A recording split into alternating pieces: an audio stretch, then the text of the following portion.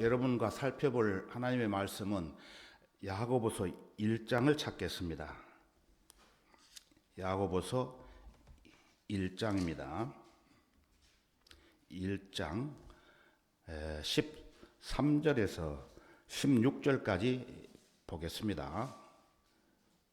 야고보서 1장 13절에서 16절입니다.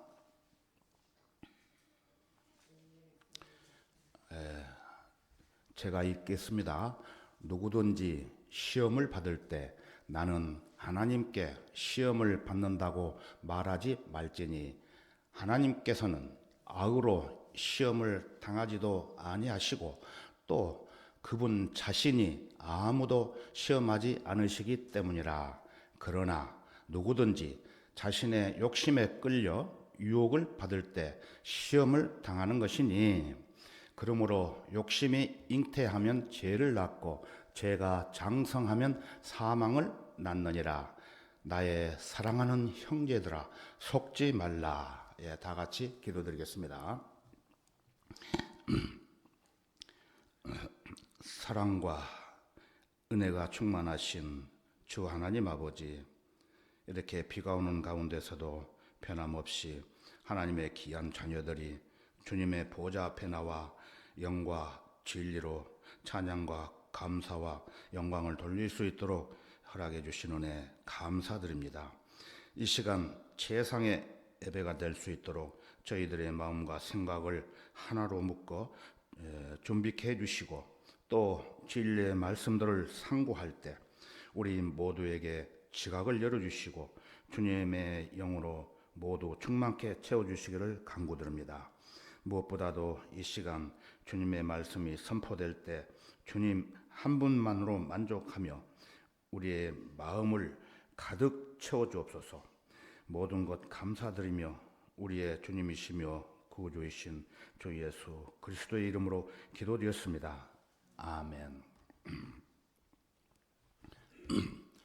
오늘 여러분들에게 전하고자 할 말씀 제목은 본문에서 나와 있는 것처럼 누구든지 시험을 받을 때라는 제목으로 말씀드리겠습니다. 누구든지 시험을 받을 때, 누구든지 시험을 다 받지요. 그래서 시험이란 구원받은 후 하나님의 참된 자녀가 겪게 되는 가장 흔한 체험이라고 말할 수 있습니다. 물론 어떤 사람들은 다른 사람들보다 더 자주 시험에 빠지는 경우가 있지만 이는 그들의 나약함 때문이거나 혹은 마귀가 그들에게 특별한 공격을 가하기 때문에 그럴 수 있다고 봅니다. 그 누구도 시험을 완전히 벗어날 수는 없어요. 아담도 여러분들이 아시다시피 시험을 받았고 또 누시퍼도 또 시험을 받았고 그리스도께서도 시험을 받으셨습니다. 그러나 마귀는 시험에 져서 타락한 반면 그리스도께서는 시험을 견뎌내고 승리하셨습니다. 히브리서 11장 17절에서는 믿음으로 아브라함은 시험을 받을 때 이삭을 제물로 드렸으니라고 말씀하고 있습니다. 따라서 이 악한 세상에서 사는 동안 하나님의 자녀들에게 언젠가는 시련 또는 시험 혹은 테스팅이 온다는 것을 알 수가 있습니다. 마틴 루터는 나의 시험은 나의 영적 스승이었다라고 말을 했다고 합니다. 이처럼 야고보서 1장 12절에서는 시험을 견뎌내는 자는 복이 있도다라고 언급하고 있습니다. 13절 위에 12절 자, 누구든지 시험을 받을 때 첫 번째입니다. 첫 번째, 그분 자신이 아무도 시험하지 않으십니다. 오늘 본문 13절을 다시 한번 보겠습니다. 13절을 우리 다 같이 함께 읽어보도록 하겠습니다. 13절, 누구든지 시험을 받을 때 나는 하나님께 시험을 받는다고 말하지 말지니 하나님께서는 악으로 시험을 당하지도 아니하시고 또 그분 자신이 아무도 시험하지 않으시기 때문이라. 예, 이 구절에서 하나님께서는 악으로 시험을 당하지도 아니하시고라고 말씀하십니다. 예수 그리스도께서는 누가복음 4장에서 마귀에게 시험을 받으셨지만 하나님으로서가 아니라 인간의 육신을 입고 계신 사람으로서 시험을 받으신 것입니다. 야고보가 여기서 언급하는 것은 육신을 입고 오셨던 그리스도가 아니라 지금 셋째 하늘에 있는 하나님의 보좌 우편에 앉아 계신 하나님으로부터 그리스도를 언급하고 있는 것입니다.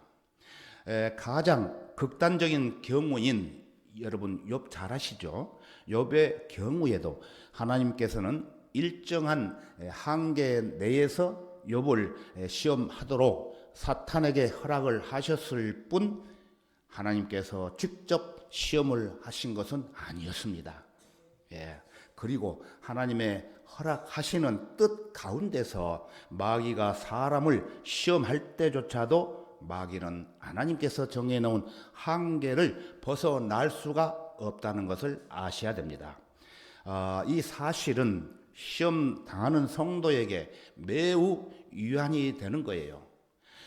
주님께서는 첫 번째 경우 마귀에게 이렇게 말씀하셨어요. 잘 들어보세요. 보라, 그가 소유한 모든 것이 내 권세에 있으나 다만 그의 몸에는 내 손을 대지 말라고 하셨습니다. 욥 생명에는 손을 대지 말라. 이에 따라 욥은 아내를 제외한 모든 가족과 재산을 잃었지만 자기 자신은 아무런 고통도 당하지 않았다는 것입니다. 그래서 보라, 그가 내 손에 있느니라. 다만 그의 생명은 남겨둘지니라. 욥기 2장 6절 말씀입니다. 하나님의 자녀에게 해당되는 경우가 바로 이것입니다. 만약 여러분이 구원받지 못한 사람이라면 마귀는 검사로서, 검사 잘 알죠? 무섭지요? 검사로서 그의 권세를 사용해서 여러분을 고소하기 때문에 마귀는 여러분을 죽음에 처하도록 하는 허락을 받게 될 것입니다. 문제는 여러분이 구원받지 못한 사람이라면 마귀는 여러분의 생명은 물론 여러분의 혼까지도 차지해 버린다는 것입니다. 사람이 온 세상을 얻고도 자신의 혼을 잃는다면 무슨 이익이 있겠느냐고 성경은 말씀하고 계십니다. 그러나 그리스도인의 경우에는 마귀가 무슨 수를 쓰더라도 그는 그리스도인의 혼을 차지할 수 없습니다. 왜 그럴까요? 그리스도인의 혼은 그를 영적으로 그리스도의 몸 안에 집어넣게 해준 새로운 출생으로 인해 그리스도 안에 놓여 있기 때문입니다. 그래서 한 번 구원은 영원한 구원이라고 말씀하고 계시죠.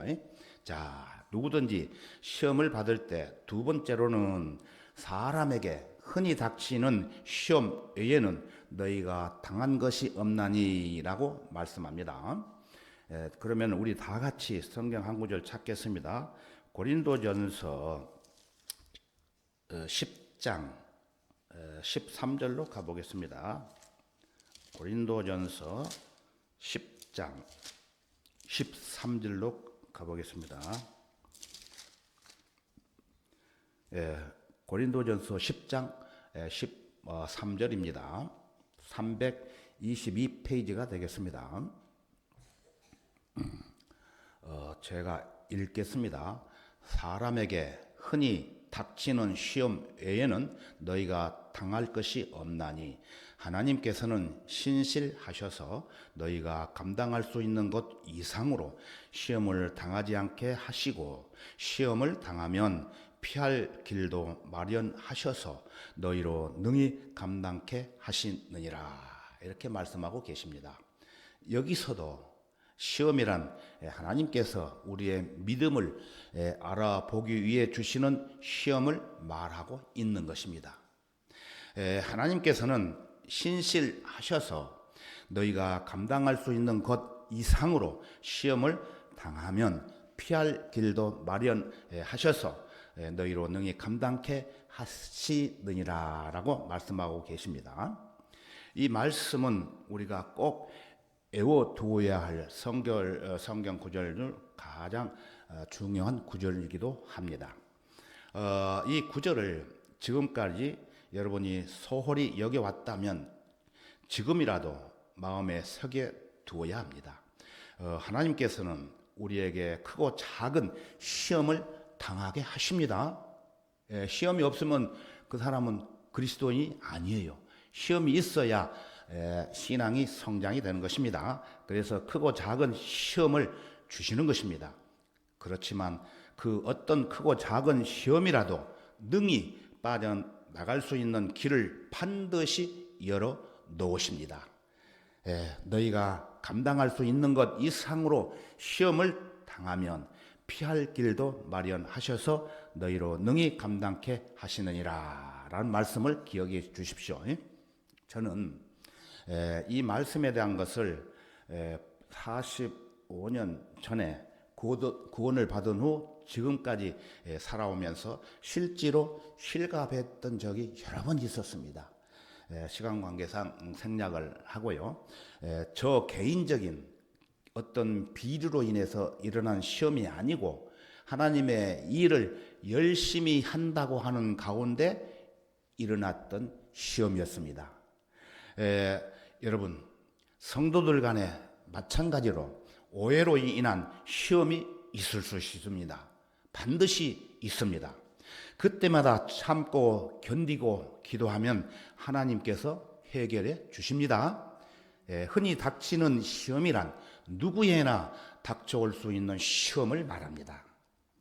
여러분이 당하는 시험을 나도 당하고 내가 당하는 시험을 여러분도 당한다는 거예요.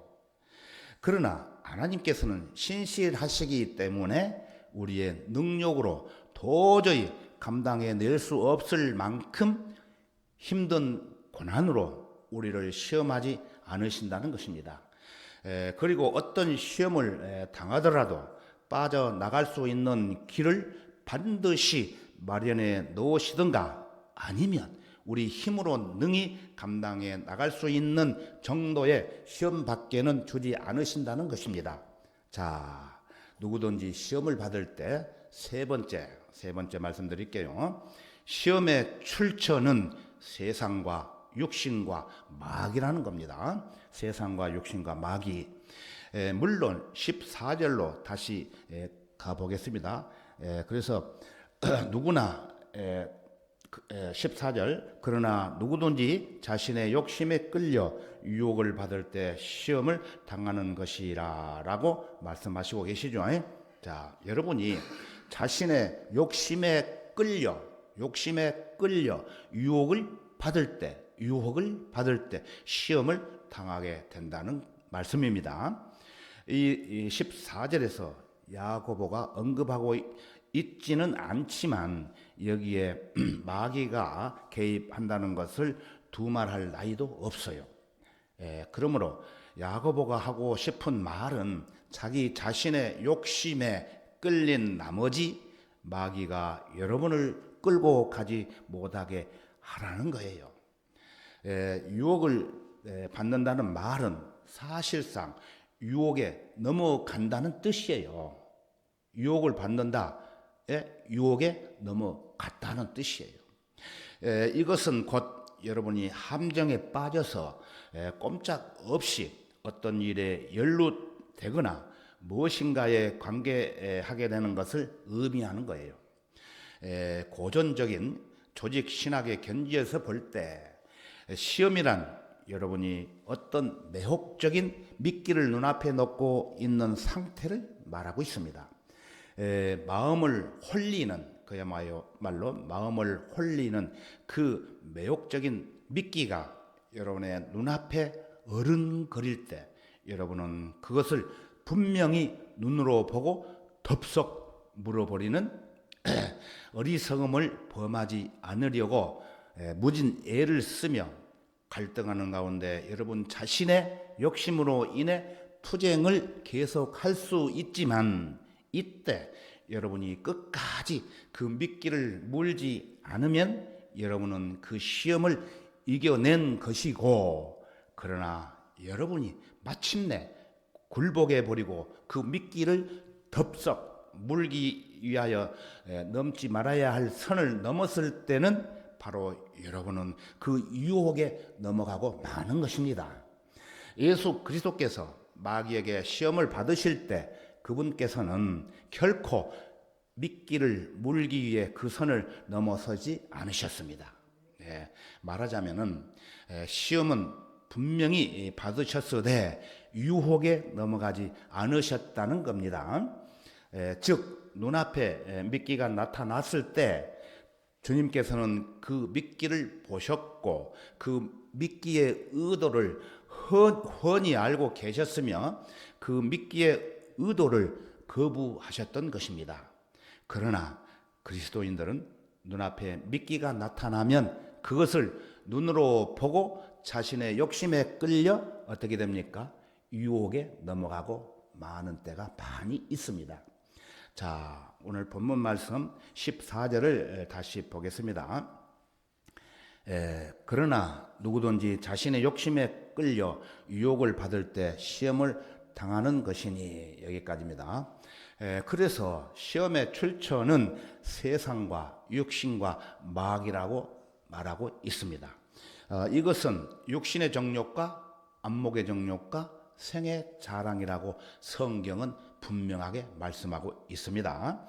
그래서 요한일서 2장 15절 이하에 보면은 이 세상은 육신의 정욕, 안목의 정욕, 생의 자랑, 이 세 가지로 구성되어 있다고 말씀하고 있습니다.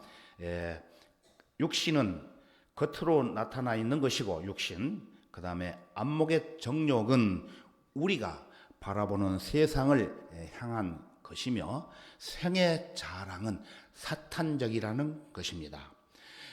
우리의 생의 자랑, 즉 교만의 창시자가 마귀임을 이사야 14장과 에스겔서 28장에서 알 수 있습니다. 이 세상은 그리스도인을 무너뜨리려고 해요. 이것은 두 가지로 생각할 수가 있는데, 그 첫 번째는 요한일서 2장 15절을 보시면은 세상도 세상에 있는 것들도 사랑하지 말라. 누구든지 세상을 사랑하면 아버지를 사랑함이 그 안에 있지 않는다고 말씀하고 있습니다. 오늘날 그리스도인들의 가장 커다란 대적은 바로 세상이라는 것입니다. 이 세상. 잘못된 교리들로 세뇌되어 있는 그리스도인들은 이 세상에 푹 빠져버립니다. 따라서 이들은 진리를 전파하는 대신 자신들의 기독교를 나누고 있어요. 또 경험을 나누고 또 은혜를 나누고라는 표현을 사실 소련 공산당이 사용했던 것입니다. 이런 뭡니까? 기독교를 나누고 또 경험을 나누고 은혜를 나눈다는 이 얘기는 잘못된 얘기죠. 그들은 부자들의 수입을 나누어야 하고 궁극적으로는 재산도 함께 나누어야 한다고 사람들을 설득하기도 합니다. 따라서 그리스도인들이 세상적인 방식을 붙들고 있는 한 마귀가 역사해야 할 이유가 없는 거예요. 그래서 평범한 그리스도인들은 이 세상에 푹 빠져서 이 세상 사람들의 용어를 그대로 사용하고 있기 때문이죠. 그 이유는. 그리고 악한 세상 친구들은 그리스도인을 시험합니다. 잠언 1장 10절에 보면은 내 아들아 죄인들이 너를 유혹할지라도 동조하지 말라고 말씀하고 계십니다. 때로는 그리스도인이라고 자처하는 친구들은 여러분이 길을 잘못 가도록 하는 데 있어서 마귀에게 쓰임 받을 수 있다는 것입니다. 예수 그리스도의 가장 좋은 친구였던, 주님을 가장 사랑했던 제자가 누굽니까? 시몬 베드로였어요. 제자들 중 예수님께서 가장 사랑하시던 제자는 요한이었을지 모르지만 예수님을 가장 열렬하게 사랑했던 제자는 바로 시몬 베드로였다는 것입니다. 그런데 이런 제자에게 예수님은 한 번은 이렇게 말씀하실 수밖에 없었습니다. 들어보세요. 사탄아, 베드로에게, 사탄아, 내 뒤로 물러가라. 너는 나에게 걸림이 되는도다. 마태복음 16장 23절에서 이렇게 말씀하셨습니다. 이처럼 마귀는 베드로를 사용했던 것입니다. 마귀가. 그래서 허디슨 테일러가 복음을 전하기 위해 해외로 가려고 결심을 할 때 많은 친구들이 그에게 선교사가 되지 못하도록 방해를 했던 적이 있습니다. 또 존 패튼이 남태평양의 선교사로 가서 식인종들 가운데서 위대한 일을 하려고 했을 때, 그때에도 많은 구원받은 친구들과, 구원 안 받은 친구가 아니고 구원받은 친구들과 친척들이 그를 적극적으로 막았던 일이 있습니다. 실제로.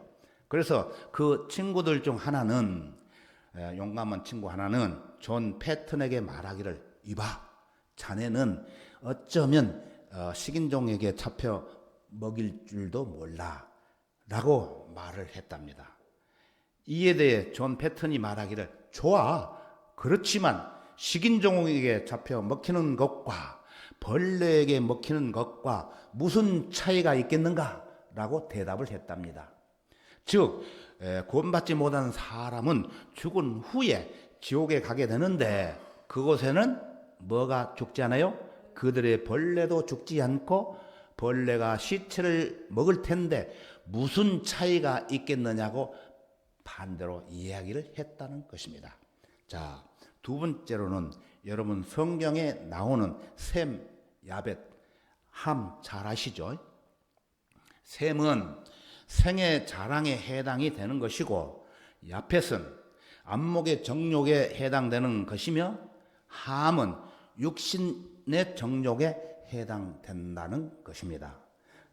또한 온 세상 인류의 어머니인 이브가 받은 시험이 있죠.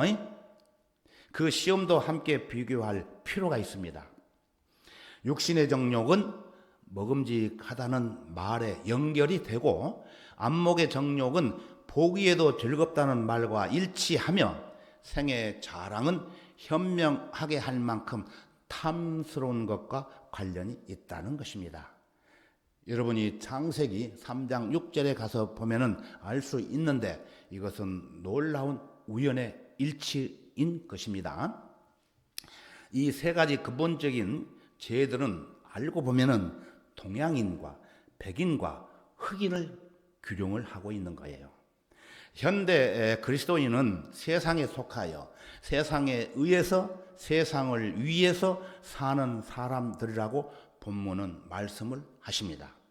여기서 좀 더 구체적으로 나누어 보면은 유대인은 동양인이며, 아랍인들 중에 반은 동양인이고 반은 흑인이에요. 즉 이스마엘과 하갈이라는 겁니다. 인간은 그 인종을 막론하고 세속적이라는 것입니다. 또한 이 말씀은 예수님께서 받으신 시험과도 일치합니다. 육신의 정욕이라는 것은 이 돌들에게 명하여 빵이 되게 하라는 것이고, 안목의 정욕이라는 것은 세상의 모든 나라들과 그것들의 영광을 주께 보여주는 것이며, 생의 자랑은 뛰어내려 보라는 것인데, 이 세상의 신이 우리 주님께서 히브리서 4장 15절에 가서 보면은, 이는 우리의 대제사장은 우리의 연약함을 동정할 수 없는 분이 아니오라고 기록이 되어 있습니다. 모든 점에서 우리와 마찬가지로 시험을 받으셨지만 죄가 없으신 분이기 때문이라를 성취하도록 도와준 것입니다. 현대 그리스도인들은 세상에 속하여 세상에 의해서 세상을 위해서 사는 사람들이에요. 오늘날 교회도 마찬가지로 그렇게 세속화되어 버렸습니다. 그리스도인이라고 하는 사람들이 복음을 전하지 않고 어떤 물건이나 만들어서 파는가 하면은 그 물건에 대해서 광고까지 하고 또는 친구를 사귀고 그 관계를 형성하고 유지하며 어떤 권위를 행사하기까지 합니다. 성경대로 믿는 그리스도인들을 대하는 모든 면에서도 세상과 똑같은 방식으로 대하고 있다는 것입니다. 심지어 성경을 보는 방식에도 세상과 일치하는 경우가 있습니다. 자, 누구든지 시험을 받을 때 네 번째입니다. 네 번째로는 욕심이 잉태하면 죄를 낳고 죄가 장성하면 사망을 낳느니라고 말씀합니다. 여러분은 이 구절을 다 외우시죠? 본문 말씀 야고보서 1장 15절로 다시 가보겠습니다.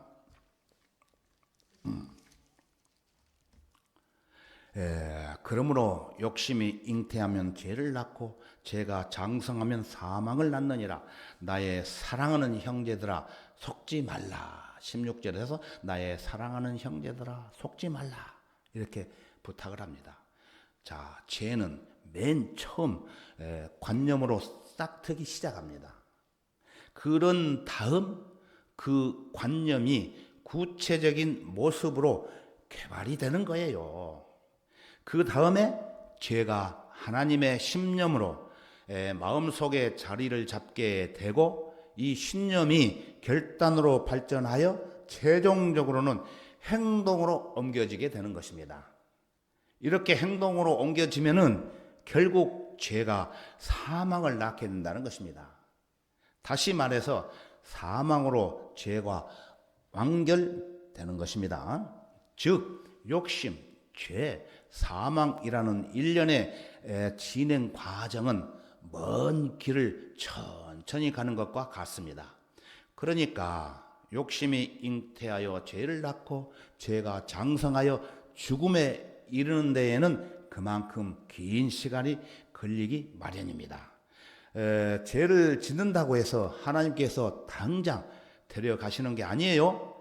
몇 번의 기회를 주십니다. 그런데 어떤 사람들은 죄에 대해서 무감각해요. 저는 10여 년 전에 죄에 무감각한 사람을 실제로 봤습니다.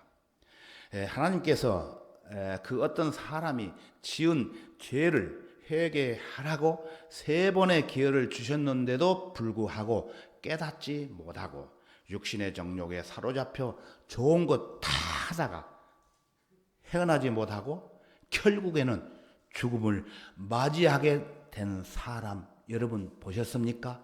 저는 봤습니다. 그래서 고린도전서 5장 5절에 가서 보면은 그러한 자는 사탄에게 넘겨주어 그 육신은 멸망케 하여도 그 영은 주 예수의 날에 구원받게 하려 함이라고 했어요.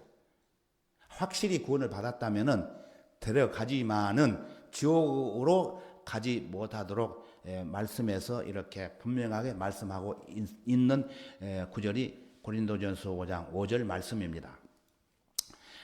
그러나 그 사람이 어떤 죄를 지었어도 확실히 구원을 받았다면 그 죄들을 자백하지 않으면 안 되는 거예요. 자기에게 주어진 수명보다 어떻게 됩니까? 자백하지 않으면 빨리 죽을 수가 있다는 것입니다. 하나님께서 주시는 그 영은 거듭났기 때문에 지옥에는 가지 않습니다. 하지만 오래 살려면 어떻게 해야 됩니까? 하나님께 자백해야 되겠죠. 요한일서 1장 9절에 가서 보면은 우리가 우리의 죄들을 자백하면 그는 신실하시고 의로우셔서 우리 죄들을 용서하시며 모든 불의에서 우리를 깨끗게 하시니라고 말씀하고 계십니다. 그래서 구원받은 이후에 짓는 여러 가지 죄 문제는 반드시 자백을 해야 됩니다.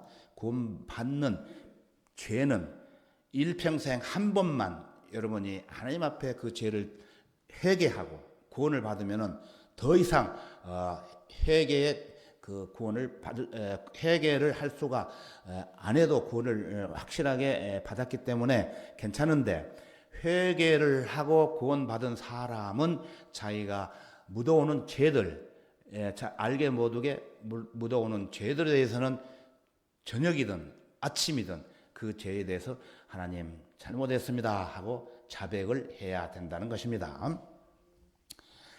사도행전 19장 18절에 가서 보면은 똑같은 말씀이 되어 있는데요. 제가 읽어볼게요. 믿는 사람들이 많이 와서 자백하며 자기의 행실을 털어놓더라고 기록되어 있습니다.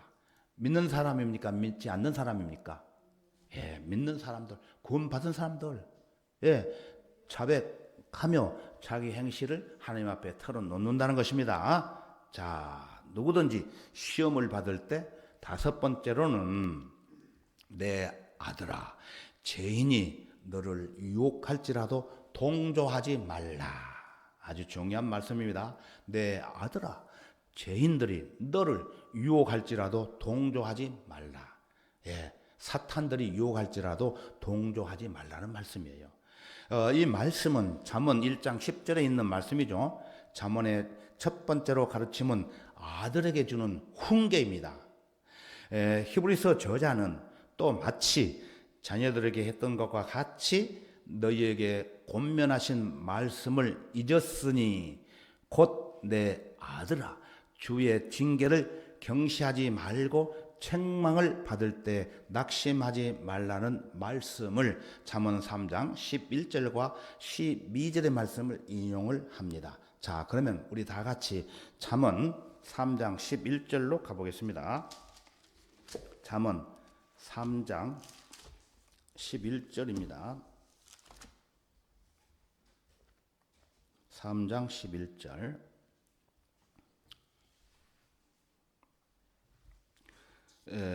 시간 걸려도 한번 다 찾아보시기 바랍니다. 잠언 3장 11절. 11절부터 12절까지 우리 다 같이 한번 읽어보도록 하겠습니다. 11절. 내 아들아, 주의 징계를 멸시하지 말고 그의 나무라심을 싫어하지 말라. 이는 주께서 사랑하시는 자를 꾸짖으시기를 마치 아버지가 기뻐하는 아들에게 하는 것 같이 하심이라.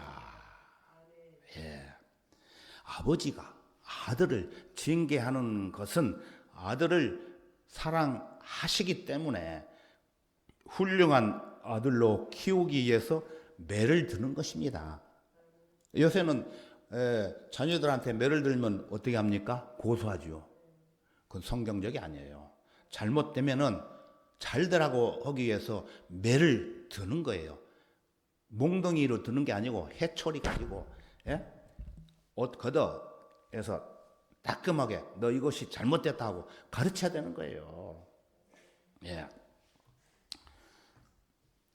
그래서 아버지가 아들을 징계하는 것은, 매를 드는 것은 아들이 사랑하기 때문에, 미워서가 아니고 사랑하기 때문에 훌륭한 아들로 키우기 위해서 매를 든다는 것입니다. 이 해당되는 사람은 우리 한 가정밖에 없는 것 같네요.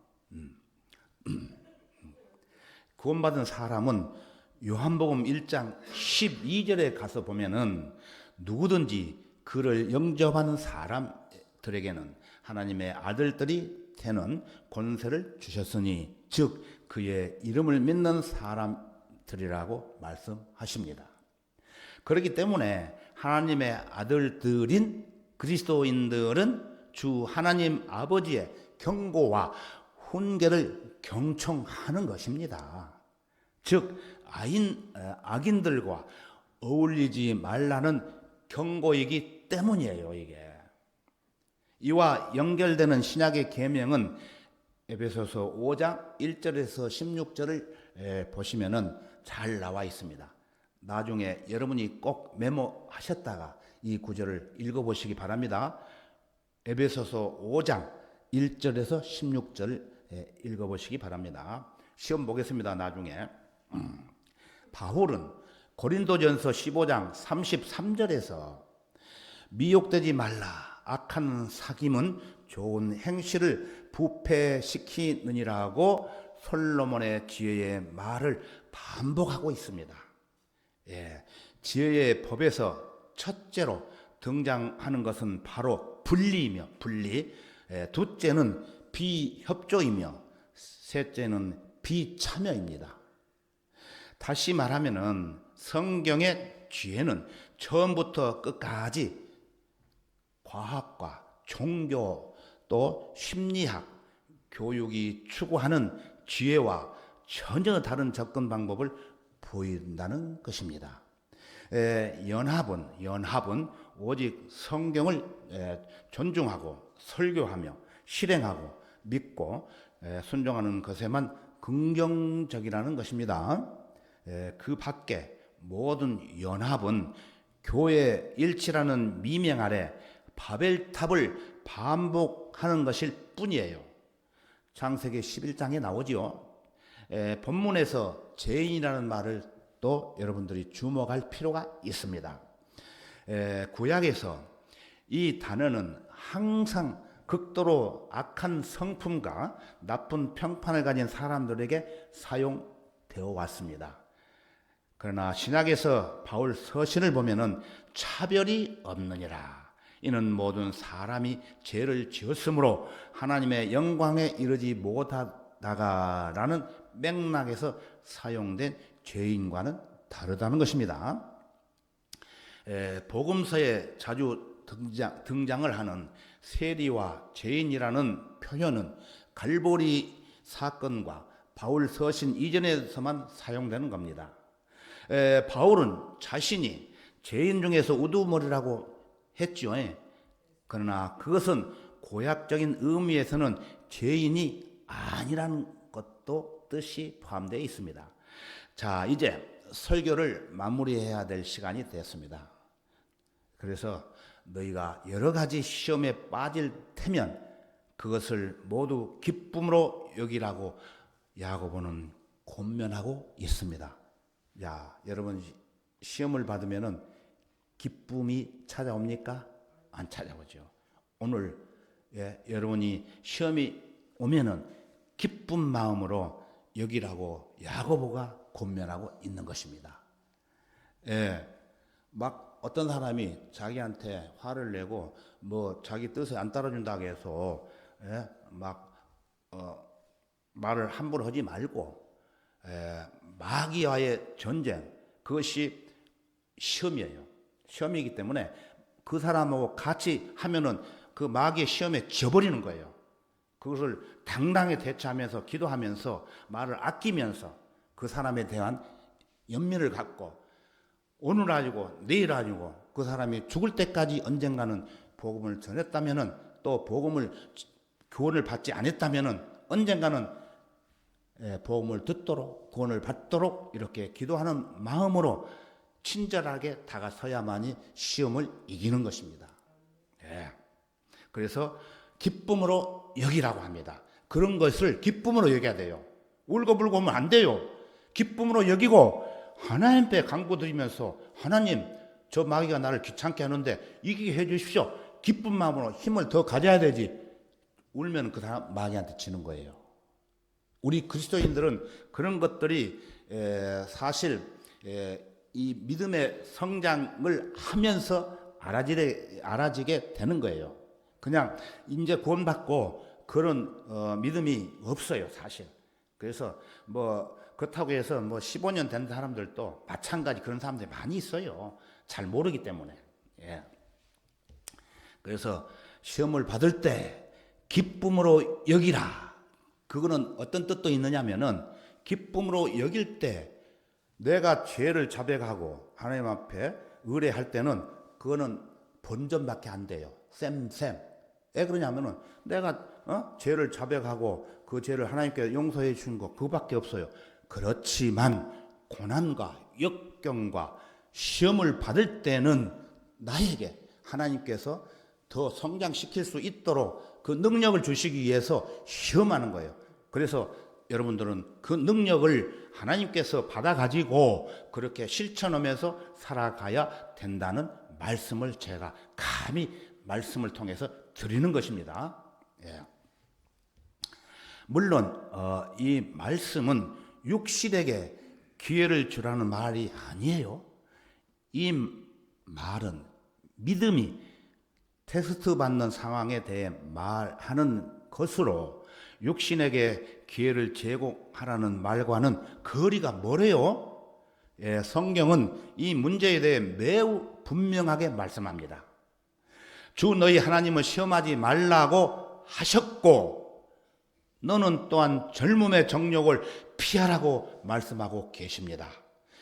여러분이 육신을 드러내고 육신에게 기회를 주면서 그것을 기쁨으로 여긴다는 것은 바로 그야말로 어리석은 일이라는 거예요. 성경에서 3가지 종류의 기본적인 시험의 예가 나옵니다. 첫 번째, 이 세상의 모든 것에 마음을 빼앗기게 되는 육신의 정욕과 안목의 정욕과 생의 자랑이 되는 시험이 있고, 두 번째는 예수님께서 마귀에게 받으셨던 종류의 시험이며 마태복음 4장 1절에서 11절을 보시면 잘 나와 있습니다. 세 번째는 먹음직하고 보기에도 즐겁고 현명하게 할 만큼 탐스러운 나무와 관련되는 종류의 시험이 있습니다. 많은 사람들이 이 세 번째 시험에 많이 걸려듭니다. 아주 조심해야 돼요. 보니까 먹음직스럽거든. 먹는 거예요. 그러다 보면은 시험에 빠지는 거예요. 이 3가지 기본적인 시험들을 이겨내는 방법에도 각기 다른 3가지 원칙이 또 있어요. 원칙을 잘 들으셔야 돼요. 이기는 방법. 첫 번째, 시험은 하나님께 도움을 요청하더라도 주께서는 너 스스로 해결하라고 응답하시기 때문에 나 스스로 해결하지 않으면 안 된다는 것입니다. 왜? 하나님한테 의탁한다고 해서 시험에 걸려들지 않는 것이 아니고 내 스스로 시험에 빠졌으면 해결 안 하는 거예요. 그 다음에 두 번째는 내가 할 수 있는 일이라고는 아무것도 없고 오직 하나님께서 도와주셔야만 모든 것이 해결될 수 있기 때문에 하나님의 도심만을 해결하는 방법이라는 것입니다. 세 번째는 이브가 선악과를 따 먹은 것처럼 우리도 잘못된 일에 손을 댄 후 그 뒤로는 전적으로 마귀가 알아서 처리해 주도록 맡길 수밖에 없는 시험이 있다는 것입니다. 따라서 시험에서 벗어나기 위하여 하나님께서 제시하시는 방법인지 또는 마귀가 제시하는 방법인지 혼동될 수도 있을 것입니다. 여러분이. 그렇기 때문에 우리는 문제 해결책을 제시하는 그 영이 어떤 영인지 분별하지 않으면 안 되는 것입니다. 영을 분별하는 방법은 그리 어렵지 않아요. 자, 여러분에게 한번 질문 드리겠습니다. 잘 대답해 보세요. 여자들에게 제일 많은 시험이 무엇인지 아십니까? 여자들에게. 예? 대답해 보세요. 자매들. 예? 그것은 입을 놀리는 거예요. 여자들 입. 사탄이 최초로 인간에게 엄청난 시험을 걸어온 것도 여자의 입을 늘리게 하는 시험으로 시작되었다는 것을 여러분 잊지 마십시오. 입. 사탄은 여자를 시험하여 불필요한 말이라도 입을 놀리지 않고는 못 배기도록 만들었을 뿐만 아니라 놀리는 입을 시험하여 무엇인가 덧붙여서 말하게 만들었고 잘못 인용하게 하였으며 또 부정적인 말을 하게 만들었습니다. 그리고 들은 말을 다른 사람들한테 건너에 들은 말을 다른 사람한테 속닥거리지 않고는 못 배기도록 시험했던 것입니다. 이것이 마귀가 입으로 하여금 최초로 범하게 만든 시험입니다. 믿습니까? 예. 아멘. 감사합니다. 하나님의 말씀. 예. 자, 그렇다면, 자, 여자들한테만 얘기했는데, 남자들 한번 대답해 보세요. 남자들은 어떻습니까? 예? 웃지 마시고, 자문자답 해보세요. 확실한 답이 없으면은, 남자들이 가장 흔히 당하는 시험은 무엇인지 아십니까? 예. 남자가 아니면 잘 몰라요. 예. 그것은 끄떡하면은 누군가 다른 사람에게 책임을 전가하고 그 사람을 향하여 비난을 쏟는 시험입니다. 자기는 잘못이 없고 상대방, 저도 이런 생활을 많이 했습니다. 근데 이 말씀을 설교하지만은 안 될 때가 또 있어요. 저 역시도. 그러나 이 시간을 통해서 확실하게 내 마음속에, 여러분들 마음속에 집어넣어야 되는 것입니다. 예. 끄떡하면 누군가 다른 사람에게 책임을 전가하지 말라는 거예요. 그것이 사람을 향해 비난하는, 쏘는 시험이라는 것입니다. 남자가 최초로 한 짓이 바로 이것이었습니다. 잘 들어보세요. 그 다음 남자들이 흔히 당하게 되는 시험은 순간적으로 뭡니까?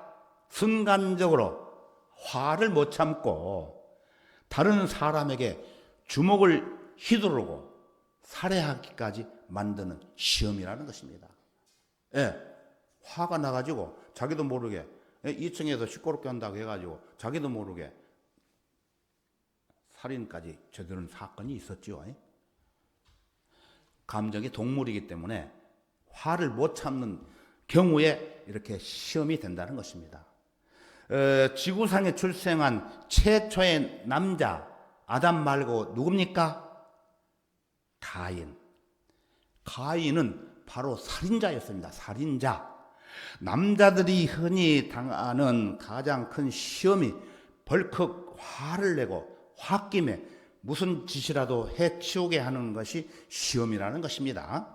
그래서 순간적으로 치밀어 오르는 화를 참지 못하여 또 총을 발사하기까지 하는 거예요. 우리나라는 총이 없죠. 그러나 미국에서는 총이 있기 때문에 화가 나가지고 살인 사건이 빈번하게 발생한다는 것입니다.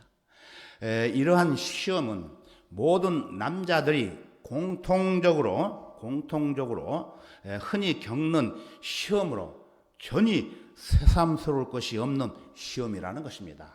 상식적이에요. 상식적인 것을 잘 자기가 기억하고 이기면은 시험에 걸리지 않는 것입니다. 여자들도 마찬가지고 남자들도 마찬가지입니다. 여러분, 여자들이 총기를 휘두르는 거 보셨습니까? 못 봤죠. 그러니 남자들이 화를 낼 때는 여자들이 그때 잠깐 참으시면 그 큰 사건이 일어나지 않을 수도 있다는 것입니다. 그렇다고 해서 남자들이 자주 화를 내면 안 되겠죠. 하나님께서는 신실하셔서 사람들이 감당할 수 없는 시험을 당하도록 하시지 않으신다는 것입니다. 그래서 시험을 당하더라도 거기에서 빠져나갈 수 있는 비상구도 마련해 놓으셨습니다. 비상구 아시죠? 본문 13절은 바로 이 점을 가리키고 있습니다. 지금까지 이 진리를 간과해 왔다면, 여러분이 간과해 왔다면 우리는 이것을 지금이라도 배우고 터득해 두어야 되는 것입니다. 이것을 모르면 결코 그리스도인으로서 승리할 수가 없습니다. 오늘 여기까지 하겠습니다. 다 같이 기도하겠습니다. 참으로 고마우신 아버지 하나님, 이 시간 본문 말씀을 중심으로 베풀어진 은혜 감사합니다. 무엇보다도 누구든지 시험을 받을 때 어떤 크고 작은 시험일지라도 방황하지 않고 피할 길을 마련해 주심으로 안전한 주님의 품 안에서 보호를 받고 살아갈 수 있도록 인도해 주신 은혜 더욱 다시 한번 감사드립니다. 이 악하고 험난한 세상을 살아가는 동안 마귀들이 하나님의 귀한 자녀들을 올무와 시험에 빠지도록 유도하고 있지만 저희들에게 그때마다 진리의 말씀을 붙들고 위로받고 정상적인 신앙생활을 영위할 수 있도록 우리 모두에게 크신 은혜 베풀어 주옵소서. 그 무엇보다도 시험의 출처는 세상과 욕심과 마귀라는 사실을 각자 마음판에 새겨서 그리스도의 군사로서 군사답게 부정함이 없도록 주님 앞에 선 그날까지 승리하는 삶이 되도록 주 성령님께서 친히 인도해 주옵소서. 모든 것 감사드리며 우리의 주님이시며 구주이신 주 예수 그리스도 이름으로 기도드렸습니다. 아멘.